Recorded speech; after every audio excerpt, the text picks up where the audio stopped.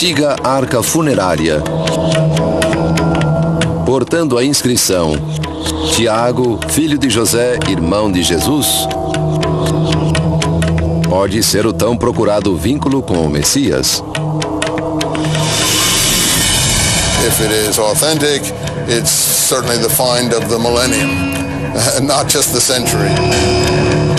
But this worries me considerably. Pouco depois que o mundo soube a respeito do ossuário de Tiago, este mergulhou em mistério e controvérsia. Porque a parte da inscrição parece escrita por outra mão. Como o dono do ossuário obteve este artefato? E o que fez o ossuário rachar quando transportado ao museu? Believe it's a modern day fraud, but I couldn't rule out unequivocally that it's not a modern forgery. Cientistas e estudiosos estão conduzindo testes especializados no ossuário. E teólogos estão discutindo se Jesus sequer teve um irmão, tudo para determinar se essa arca conteve de fato os ossos de Tiago, o irmão de Jesus. Tiago, o irmão de Jesus? Hello, I'm Father Candice. For the next hour, we will follow an investigation, a fascinating inquiry into the authenticity and impact of what could be one of the most important biblical finds to date, the James Ossuary.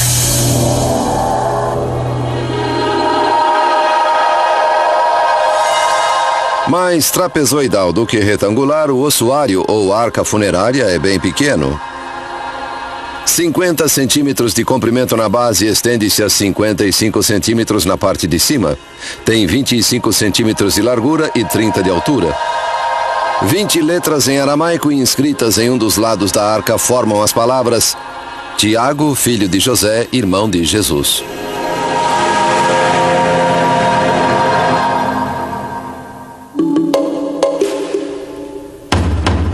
Desde que o ossuário tornou-se público em outubro de 2002, especialistas têm estudado o que talvez seja um artefato antigo extraordinário. If this is referring to Jesus, the Christ of the Christians, and we have now brought the Jesus of faith and the Jesus of history closer together, that is a mind-blowing event for a lot of people. We are detectives as historians, and we have the evidence sitting there, and then we need to generate a hypothesis to explain that evidence. It is an ossuary. It's got real material. It's from the ancient world. The question is, where does it fit? Arqueólogos encontraram centenas de ossuários e possuem vasto conhecimento sobre o seu propósito e significado. Essas arcas funerárias, geralmente feitas de calcário, eram muito usadas em Jerusalém entre os anos 20 a.C. e 70 d.C. When a person died, they would be wrapped in a shroud and placed in a tomb that was an above-ground tomb, such as we imagine for Jesus. And then the tomb would be sealed so that as little air as possible would get in. The body, of course, would decompose, and after about a year, the family would come in, gather up the bones, place them in an ossuary, and that ossuary would be then placed in the tomb. Once the skeleton is taken apart, the ossuary only has to be as long as the longest bone in the body, which I understand is the tibia.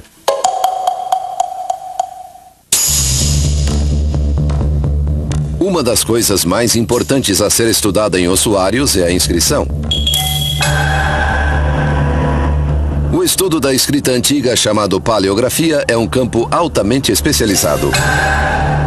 E André Lemaire, da Sorbonne, em Paris, é um dos maiores especialistas mundiais. No verão de 2002, Lemaire tornou-se o primeiro estudioso a ver o ossuário de Tiago. How did you come across this ossuary? I mean, you have seen it. It was very simple, just by chance, I must say. By chance, when I was in Israel for 6 months, working at the Institute for Advanced Studies, somebody just told me I may have something to show to you which could be interesting for you. misterioso contato de Lemaire em Jerusalém pediu sigilo. Não queria seu nome revelado. Mas o fascínio de um achado potencialmente grande foi forte demais para o paleógrafo ignorar. He wanted to show me a picture of an inscription which is very difficult to read and which he could not read. So he wanted to know whether... Okay, if you could read it. Yes, exactly. So I read with him because it's very clear. James, the son of Joseph, the brother of Jesus. I told him, well, this could be, I was very cautious, this could be the famous James, and if it is James, then it could be Jesus of Nazareth. The ossuary presumably dates to an era long before people had last names. If they had, the process of authenticating it would be far easier. But since we're left to speculate, Lemaire's next step was to study the names on the ossuary: James, Joseph, and Jesus. There are three of the most common Jewish names for men in the first century. Yaakov, which is our James, Yosef, which is our Joseph, and Yeshua, which is Jesus, were all extremely common men's names. And so none of those by itself would attract attention. What has attracted attention, of course, is the particular combination here. There are a number of statistical arguments being presented now with varying degrees of probability assigned to them. One can do this sort of like a slot machine, a one-armed bandit. You know, what are the chances of these three rolling up together in the same series, in one series? Segundo estudos em inscrições de ossuários do primeiro século, naquela época cerca de 14% de todos os homens judeus chamavam-se José. Cerca de 9% chamavam-se Jesus e 2% chamavam-se Tiago ou Jacó. Cálculos estatísticos indicam que menos de 3 em 2.000 pessoas poderiam chamar-se Tiago, filho de José. Acrescentar um irmão chamado Jesus reduz as possibilidades a cerca de uma pessoa para cada 2.000. Usando uma estimativa populacional de 40.000 homens na Jerusalém do século I, Lemaire pôde limitar as possibilidades. I calculated maybe for this period, during this period, there were probably about 20 people who could be called James, son of Joseph, and who had a brother called Jesus. But what is very important is that on ossuaries, generally you don't mention the name of the brother. Why would you mention the brother, since it's usually not? Some say, well, it might be because the brother was somehow prominent. That might be the case. We don't know that it was, because we don't have other examples of that, but that's reasonable to assume. Depois de completar sua análise dos nomes, Lemaire reencontrou o recluso proprietário da arca. My conviction was that it was a genuine. That was very clear for me. So I told him now it could be very important. So is it possible to publish? We have to publish it. Lemaire contatou em seguida um colega de profissão, Herschel Shanks, editor da Biblical Archaeology Review. Known by its acronym, BAR. So he called me back and he told me, look, Andre, I know that you are a good paleographer and so on, but, you know, it could be so important that it's necessary to have the ossuary checked in a laboratory. So the ossuary was tested by the Geological Survey of Israel, and the test confirmed that the box was first century and from Jerusalem. And with that information, plus Lemaire's expertise on the inscription, a report was published. And the response to that report was immediate. Serious questions about the authenticity of the object have arisen since its initial publication in the BAR, several of which I shall mention today. I think there was a bit of a rush to judgment, if I may call it that, and I think it was a little too quick and a little too much at stake here. Em novembro de 2002, o ossuário foi enviado para Toronto, no Canadá, onde vários arqueólogos e pesquisadores bíblicos estavam reunidos para sua convenção anual. The timing of the discovery of the ossuary was completely fortuitous for the organizers of the conference, and the quick work that they did in bringing the ossuary to the Royal Ontario Museum so that conference goers could take a look. That was quite fortuitous. Além de ver o ossuário pela primeira vez, os participantes da convenção também puderam conhecer seu misterioso proprietário. O sigiloso contato de Lemaire em Jerusalém era um engenheiro chamado Oded Golan. For several weeks I've tried to remain anonymous, as most of you have probably heard, but unfortunately I couldn't do it. Forçado a se expor pelo intenso assédio da mídia e sob o olhar desconfiado dos especialistas em antiguidades de Israel, Golan finalmente contou sua história. Havia comprado o ossuário no mercado negro, mas as origens dele eram nebulosas. I purchased the ossuary about 25 years ago in East Jerusalem. At that time I was told that it was found in the valley of Silwan, in the Kidron Valley, which is southeast of the old city of Jerusalem. The reported place of discovery for this ossuary, namely Silwan, is a very typical kind of place. A number of burial tombs have been found there. The fact that we are missing the context for this find makes all the difference in the world. Archaeology is about accuracy. Archaeology is about authenticating the context of artifacts in time and place, three-dimensionally. Had we found it in context, we would have had the associated artifacts. We would have had the full skeletal remains to do DNA on, do carbon-14, chronological dating. All these things could have been resolved. The collector has some of the bone fragments, won't let us look at them. I don't quite understand that. They might be relevant for carbon-14. They certainly would be relevant for DNA. The fact that we don't know the archaeological context of the ossuary makes authenticating it that much more challenging. But if it's ever proven that the inscription on the ossuary refers to the Jesus of Nazareth, it would be an amazing find. When we return, we're going to learn more about the relationship of James and Jesus.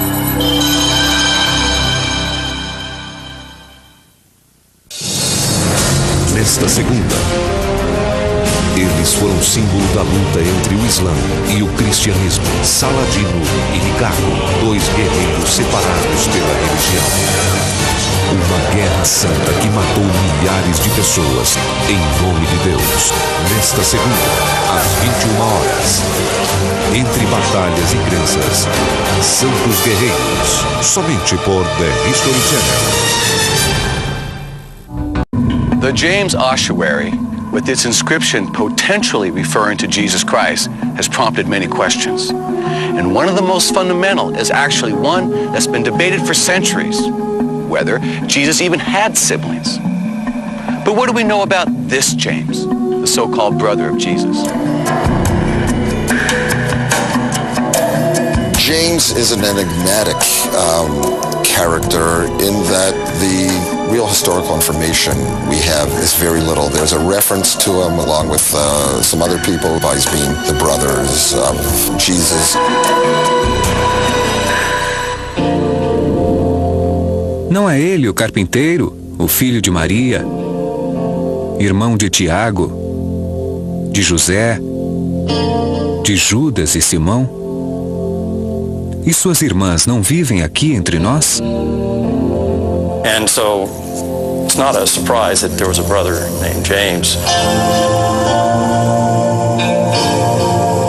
We don't know very much about him as a personality, but it raises those questions about Jesus living in a family context and what would the relationships have been. And I can imagine that for a sibling to have to acknowledge that maybe their brother was the Son of God would be a bit much in most families. Was it that way there? And I think the inscription, if it is authentic and does refer to James, the brother of Jesus, raises all of that. Para ter uma ideia do relacionamento deles, especialistas voltam-se para os limitados escritos sobre Tiago na Bíblia e encontram indícios de tensão. Pois nem seus irmãos acreditavam nele. The family of Jesus seems not to have been supportive in general of Jesus during his lifetime. E não queriam acreditar nele. Mas Jesus lhe disse: um profeta só é desprezado em sua terra e na sua própria casa. That may have been one of the reasons why Jesus said, a prophet gets no respect at home. Because Jesus didn't get any respect at home. A Bíblia também fala da recusa de Jesus em interromper seus ensinamentos para falar com sua família. Então alguém lhe disse: tua mãe e teus irmãos estão lá fora querendo falar contigo. Jesus, porém, perguntou a quem lhe deu o recado: quem é minha mãe e quem são meus irmãos? He turns aside and doesn't want to see them and doesn't want to relate to them.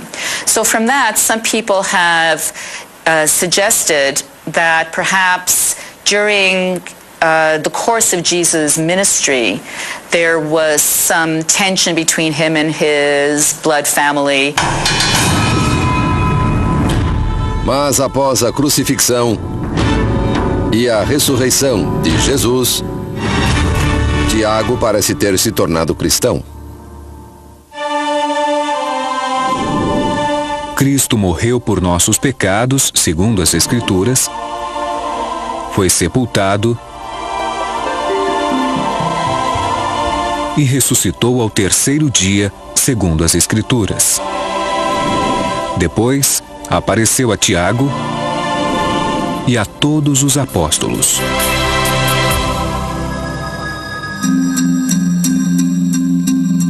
Nos anos que se seguiram à ressurreição, Tiago tornou-se o líder da igreja em Jerusalém. We're not really sure exactly how. It may well be that James considered himself simply a successor and someone who continued on the teachings and message of Jesus. There was something like a Jesus dynasty that developed, that there was some effort to keep the leadership, at least of the Church of Jerusalem, in the family of Jesus. Because after all, the brother of Jesus, James the Just, was the first known ruler of that church. Em Gálatas, Paulo escreveu: reconhecendo a graça que me foi dada, Tiago, Cefas e João, que são considerados as colunas, deram as mãos a mim e a Barnabé em sinal de pleno acordo. Nós iríamos aos gentios e eles aos circuncidados. Notice the order: James, Cephas and John, and I think the order indicates precedence in terms of that leadership. Mas havia uma divisão a respeito do papel dos gentios na nova religião cristã.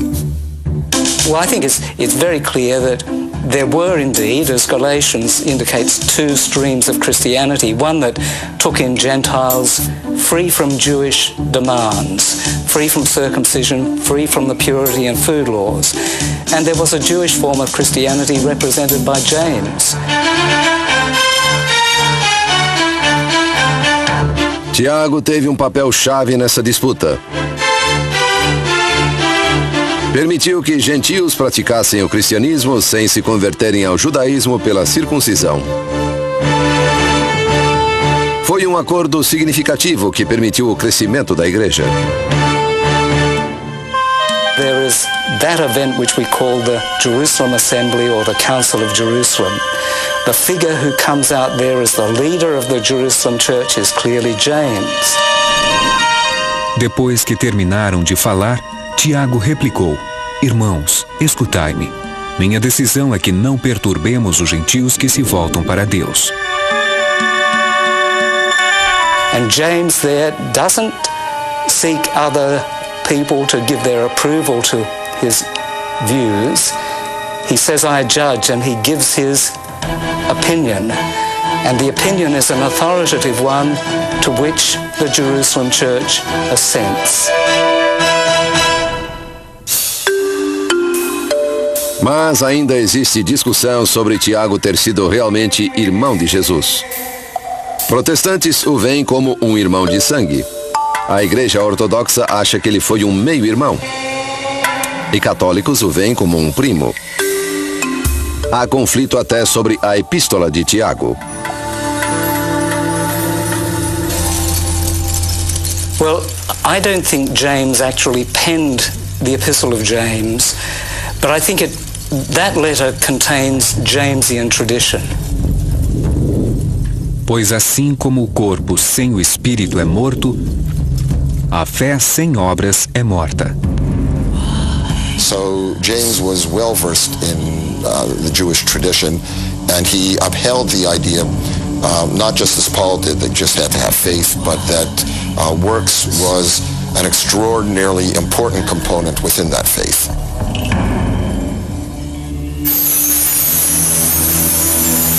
Referências a Tiago aparecem também fora do Novo Testamento. Entre eles, os escritos do historiador judeu Flávio Joséfo. Flavius Josephus, who lived between 37 and 100 AD or so, and is the most important source for the period. He wrote 30 volumes of Greek language history about Judea and its relations with Rome. And it's only in the last volume, in about a third of a sentence, where James actually appears.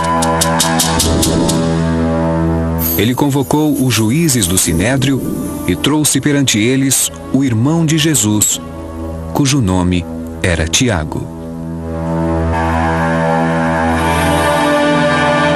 And since the inscription says James, the brother of Jesus, was son of Joseph, well, there are some areas of intersection between what Josephus says about James and what is written on the inscription on the ossuary.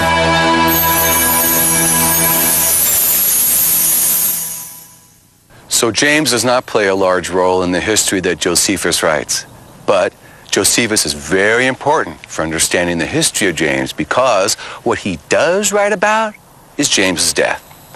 And it is this information that André Lemaire relies upon in dating the James ossuary. James' death, that's not a complicated problem. You have only to read Flavio Josephus. It tells the story of the death of James because it occurred at a special moment between the nomination of two procurators. And he says that there was a nasty piece of work named Ananus who became high priest. Now this Ananus, in illustration of how bad a fellow he was, Josephus says that when he became high priest, he just convened a court and got rid of some people he didn't like. In a time when there was no Roman governor in office because one had died and the next one was on the way, he had James and certain other Jewish citizens executed, stoned.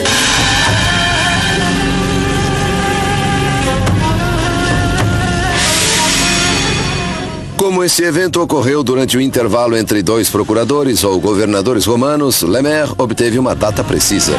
We know the date of the procurator, so we know the date of the death of James, 62 AD. James died. Well, he dies in 62. And he would be placed in an ossuary. His bones would be placed in an ossuary about a year later, so around 63. And when we come back, the geological evidence. Does it prove or disprove that the ossuary really belongs to James, the brother of Jesus?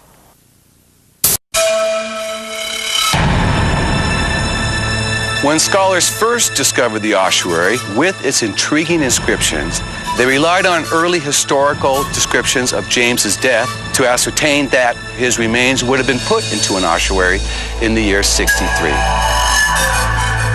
Then they had to find out if the ossuary could be dated to that time period as well.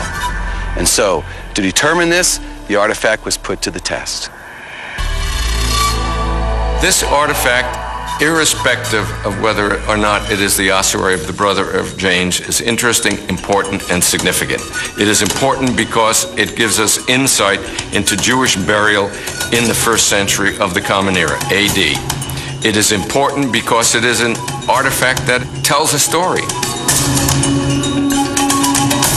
Limestone ossuaries came into use in the 1st century BCE. In fact, they came into use in the 20s, right around the time of the building of Herod's temple.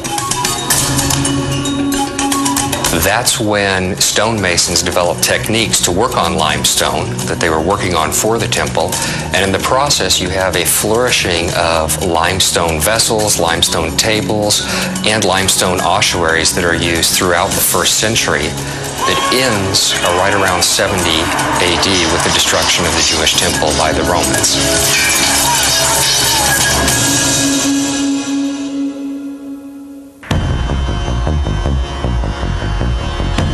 Para datar com exatidão o ossuário de Tiago, a arca foi estudada por cientistas do Observatório Geológico de Israel a pedido de Herschel Shanks e André Lemaire, as pessoas que trouxeram o ossuário à luz.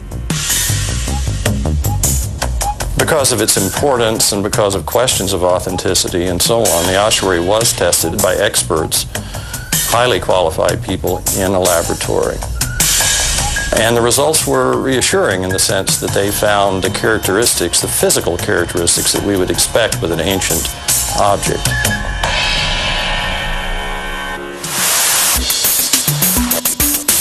Para descobrir que tipos de testes foram feitos no ossuário de Tiago, fomos ao Museu de Arte do Condado de Los Angeles. Aqui, especialistas como Marco Leone e John Hirks conduziram testes sofisticados em artefatos antigos, como esta lápide de calcário egípcia. So when you receive an artifact, what type of test do you initially do? What's the first thing you do? Well, the first thing we want to make sure is that the object is stable. We would use the stereobinocular microscope to explore the surface. We're looking for all different aspects of age. We're looking for wear and tear from makers, manufacturing, technology, handling with time. Além de procurar sinais de envelhecimento para autenticar um artefato, os cientistas examinam o material usado na construção. The initial examination of the object should very clearly tell me that it's limestone. When I look at the object, it's a very fine-grained limestone that's clear both visually as well as under the microscope. But if we want to know what kind of limestone it is and more about where it might have come from geologically speaking, then I would turn to Marco and we would begin a dialogue of taking samples, and Marco would undertake various studies to determine elemental composition, maybe even using a scanning electron microscope to study various aspects of the limestone. We take small fragments that are then analyzed with microscopes that are more powerful, and they have possibilities of spectroscopic analysis. We use the scanning electron microscope for elemental analysis. That gives us both the composition of the stone, because there's a spectrograph attached to it, and the microscopic morphology at a far higher magnification than is possible with other techniques. Com uma capacidade de ampliação de 3.000 a 20.000 vezes, o microscópio que escaneia elétrons pode revelar a composição exata de uma pedra e sua estrutura.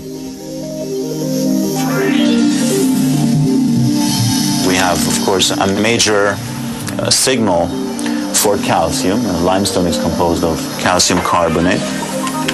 We have a certain amount of silicon and the presence of aluminum, magnesium, potassium, elements that are found in silica and clays that are commonly found in certain types of limestone. A composição química do calcário varia de acordo com sua procedência. Uma análise adequada pode situar a origem de um ossuário de calcário em uma época e localidade específicas. Taking the chemical analysis forward with trace analysis would probably allow a specialized laboratory to pinpoint the location of the quarry from which the limestone was extracted.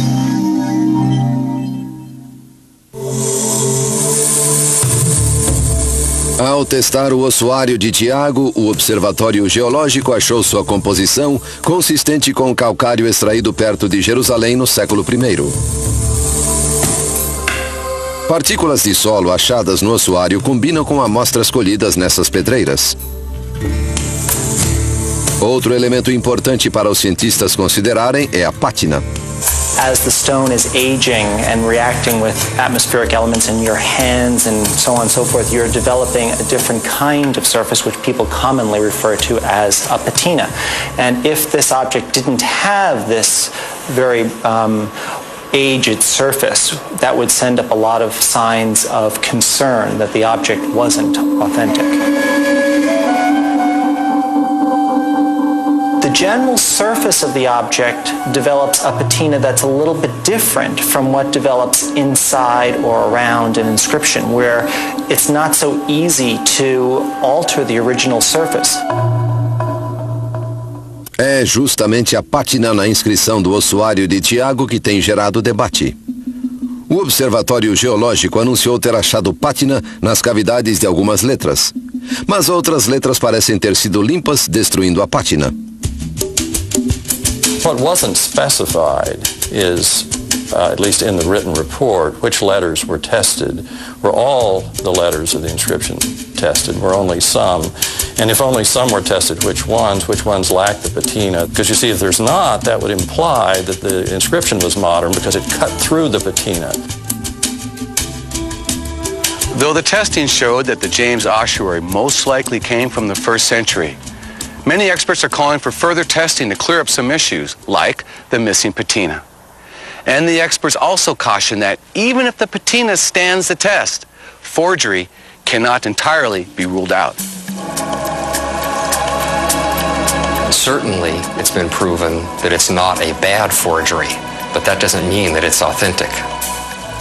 People artificially create patinas on a regular basis, and we spend a lot of time differentiating between ancient patinas that have been created by virtue of their existence in time versus something that has been created recently. There are forgers, and they operate quite widely in the Middle East. They're sort of kitchen sink chemists who concoct various formulas and give chemical baths to artifacts and then bury them, rebury them, expose them again, and pass them off as authentic with a chemically enhanced patina on them. Com um crescente e lucrativo mercado de antiguidades alimentado por falsificadores e saqueadores, o estudo de artefatos antigos se torna cada vez mais complicado. The antiquities market is actually quite old. We already have forgeries from the Byzantine period when early Christians were fabricating evidence for Jesus or the biblical period or the Gospels. What pilgrims wanted was to take home something with a cross on it, something that would inspire them, something that may have been touched by Jesus. Very often looters grab what is more appealing to the market, and they will destroy small objects that indeed can tell us a lot, small pots, small fragments. Also, they may, by handling the object, remove clues as to the authenticity. This may be authentic, but they still think it encourages people who are involved in questionable activities, and they don't think that archaeological artifacts from a non-verifiable location should be entertained at all. And I unfortunately have to agree. A seguir, por que uma inscrição de 3 nomes gerou tanta discussão na comunidade científica? And the question is, why add this after somebody has inscribed James, son of Joseph?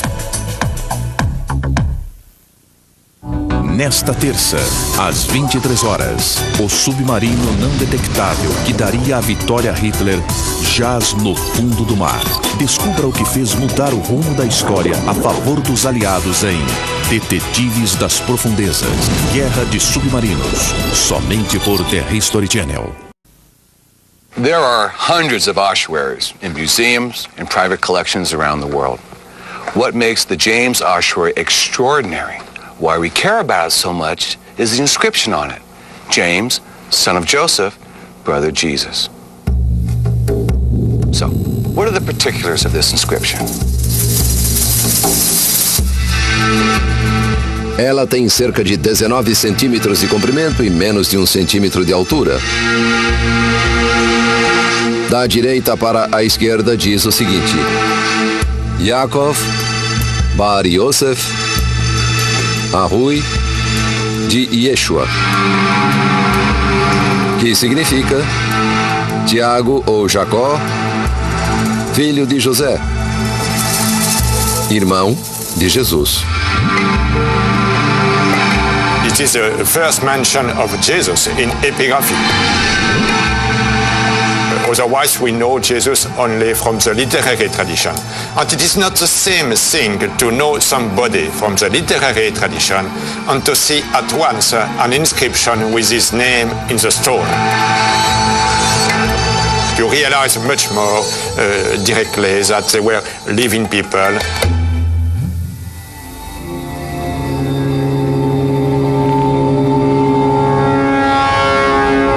Dúvidas, porém, persistem sobre a inscrição referir-se de fato a Jesus de Nazaré.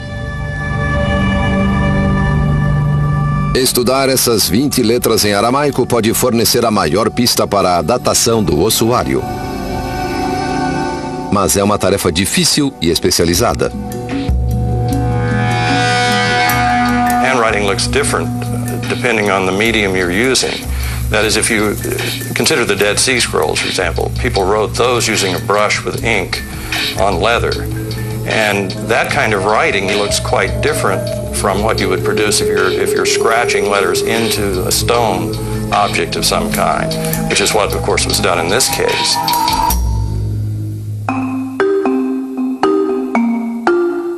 A linguagem usada na inscrição em aramaico fornece uma pista de quando foi feita, pois o aramaico era o idioma cotidiano na Palestina do século I, o lugar e a época em que Cristo viveu. Fortunately, I should say, we know Jesus only from with a Greek text, but Jesus was mainly, at least, speaking Aramaic. So for once, we are closer to the words of Jesus, I should say. Mas a língua é apenas uma pista. Paleógrafos especialistas em escrita antiga examinam muitos fatores antes de determinar a idade de um artefato. The important question of all is the writing itself, handwriting. In other words, we know the way they wrote, we know what the handwriting looked like in different periods, and this is the science of paleography that refers to the way handwriting develops. Com o tempo, a escrita aramaica sofreu pequenas mudanças. Os especialistas utilizam essas sutis diferenças para datar inscrições. André Lemaire acredita que essa inscrição foi feita no período anterior à destruição de Jerusalém, em 70 d.C., período no qual Tiago morreu. Lemaire embasa sua opinião no formato cursivo de 3 letras: o Dalet, o Yod e o Aleph.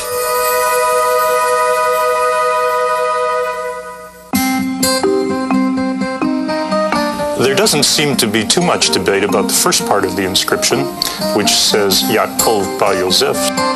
There is much more debate about the second half of the inscription and the crucial part that says the brother of Jesus. The right-hand part of the inscription, which is the beginning part, appears to be in one particular kind of hand. It's very crisp. The letters are very angular, square-like. And there are little tiny triangular wedges on the tops of some of the letters, which make it very specifically this kind of first-century Aramaic. The left-hand part, people say this is written by another hand. Letters there reflect a cursive hand as opposed to a more elegant, formal hand in the first part, Jacob bar Yosef portion of the inscription. The shin in particular is troublesome. The double yod is problematical. They look like double letters. The ayin, which ends the entire inscription, is very problematic. It does not match the ayin in Jacob. Ossuary inscriptions are written very casually in many cases. And we do see mixing of cursive and formal types in those inscriptions. What's striking in this case, though, is that the first part of the inscription, the Jacob, son of Joseph, is formal. And the strikingly cursive forms that we see all come in the second part. It's not as if it's mixed throughout the inscription, and this does raise the possibility that we're dealing with two hands. It not only is a different hand, but suggests a different time span, a different chronological date and origin. Outros especialistas também levantaram dúvidas sobre a escolha do dialeto usado na inscrição. Os três nomes, Tiago, José e Jesus, são recorrentes na Jerusalém do século I. Mas a palavra-chave irmão de suscitou questionamentos. The word for brother itself in Judean Aramaic is ahohi, has a he at the end. In the inscription, we have the word ahui without the he, without the H sound. That's indicative of Galilean Aramaic.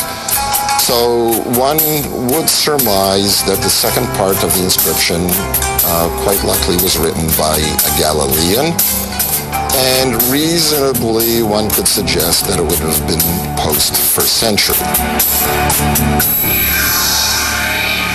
And the question is, why add this after somebody has inscribed James, son of Joseph? Why now would a Galilean hand write brother of Jesus after the 1st century? That was the thing that interested me. Well, one possibility is that the person that added this was himself an early Christian.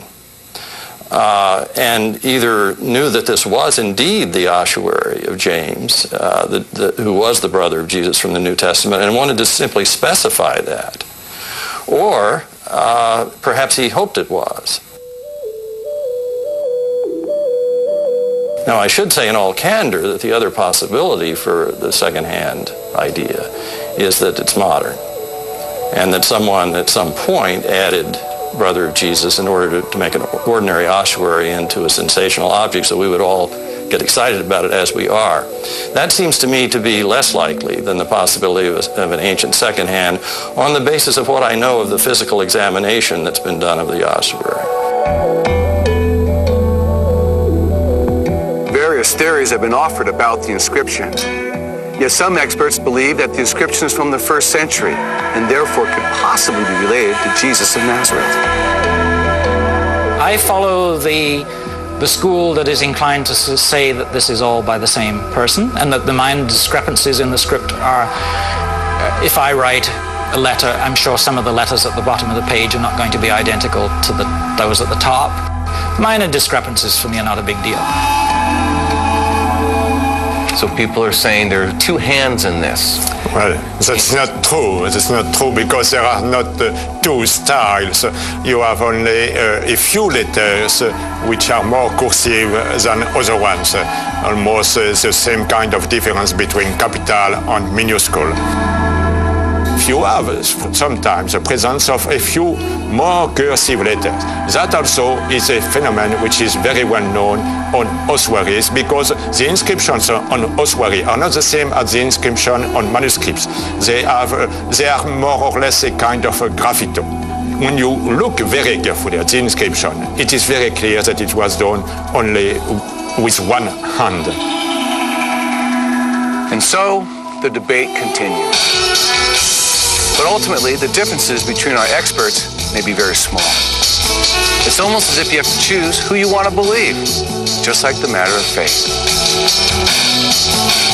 Which raises even another issue. Is a physical artifact needed to prove the Bible? We'll put that question next to our experts when we come back.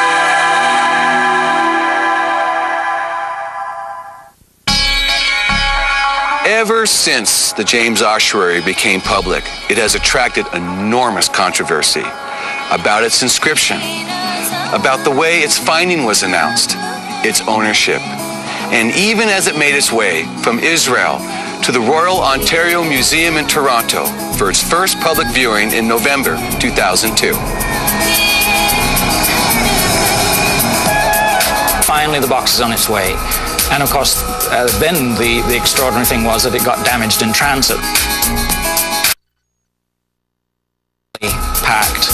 And it received a blow in shipping the way you are horrified when you watch your suitcase go tumbling down the conveyor belt at the airport and crunch. The cracks were completely through the width of the wall of the vessel. Unfortunately, the cracks do penetrate the inscription, and in fact at an important point, so that we're going, for some of our analysis now, the inscription, we're going to have to rely on photographs that were taken before the damage was done. I understand from colleagues at the Israel Antiquities Authority that it was inappropriately packaged, and when it was transferred to Toronto for exhibit at the Royal Ontario Museum. And that is certainly one of the unfortunate byproducts of this coming from a private, looted collection, and not museum to museum, government to government. It was a tragic event, but it was a big relief that we hadn't been responsible for that.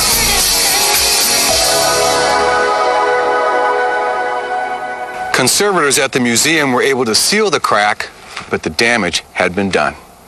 Since then, scholars and the public alike have been studying the ossuary and forming their own opinions. And it really all comes down to the names etched in stone: James, Joseph, and Jesus.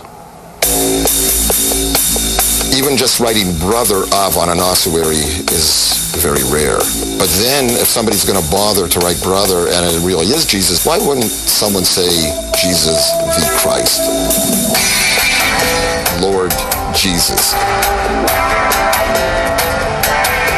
Some indication that this is the Jesus rather than another one of the thousands of Jesus running around.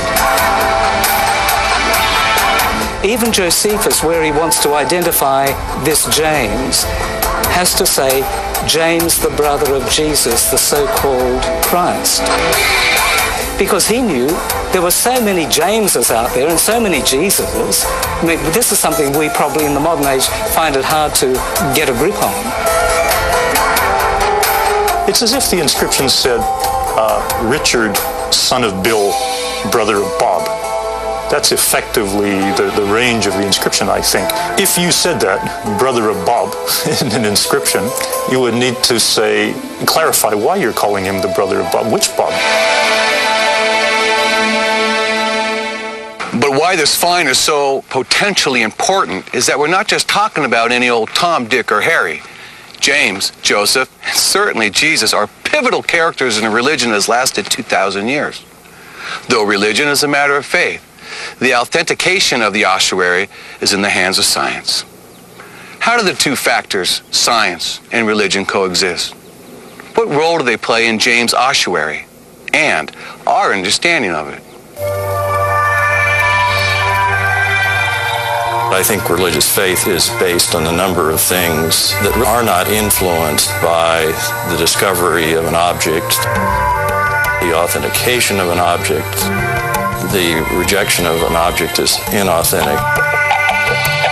I think those things are not the basis of faith. On the other hand, I think members of a faith community could justifiably become excited about the recovery of an object that brought them closer into a more intimate relationship with the member of the ancient faith community in which they stand. Well, it's still, in a sense, blind faith in the ossuary, but it is blind faith with an object to look at. You don't have James in front of you. You don't have Jesus to talk to here. But you have something that does come from the first century. Mas qual é a conclusão? A arca se refere a Jesus de Nazaré? It's highly probable that it's from the time of the person that we know as James the Just. Whether we can go that one step further and say that this is the ossuary of the James the Just, that is really a step of faith, and we'll never know the answer to that one. I think there's no way in which we can ever be absolutely sure. Since all three names are so common, we can never be absolutely certain. There is no such thing as absolute certainty in history or in archaeology. We can have a great deal of certitude about it, but we cannot have absolute certainty. What we know for certain is that an ancient stone burial box was discovered that reads, James, son of Joseph, brother of Jesus. Experts still differ on its authenticity, and we may never have complete unanimity on what it means. But if this ossuary did belong to the James, this physical piece of history would be the oldest written reference to the Christian Messiah. Of course, scientifically proving the Bible is not necessary for the faithful, but it helps us think of when Jesus walked the earth. For me, it's been a great opportunity to revisit James' teachings and his belief that faith alone isn't enough. You have to back it up with good works. And that message of helping others and why to help others is timeless and awesome. For the History Channel, I'm Ken DC. Thanks for watching.